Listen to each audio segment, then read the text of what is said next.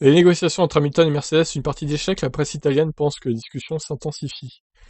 Ouais, bon, alors la presse italienne, on sait un peu ce que ça vaut, pas grand-chose au niveau des fiabilités des infos. On va dire que ça dépend des sites, quoi. La presse italienne a commenté les négociations entre Lewis et Mercedes pour la prolongation de leur aventure commune. Il semble que les deux parties soient désormais dans une négociation devenue très stratégique des deux côtés.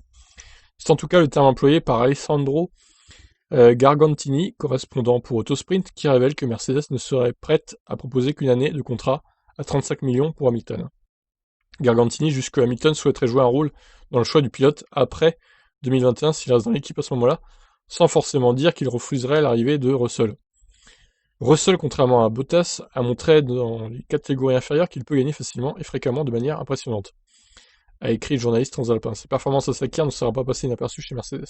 Autosprint s'interroge aussi sur la possibilité d'un duo composé de Verstappen et Russell en 2022 si Hamilton quitte l'équipe. Oh là, ça serait violent le line-up là. Hein. Verstappen-Russell.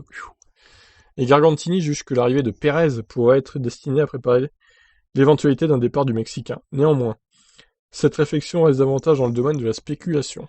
Mercedes continue de refuser de commenter les rumeurs autour d'Hamilton.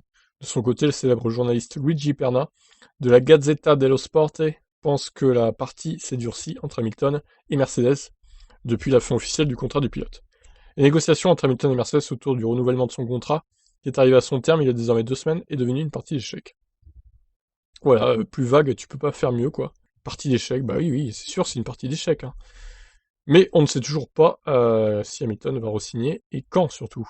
Écoutez, la presse italienne elle parle beaucoup, mais elle nous informe pas beaucoup des suites des négociations en tout cas. Voilà ce que je retiens moi.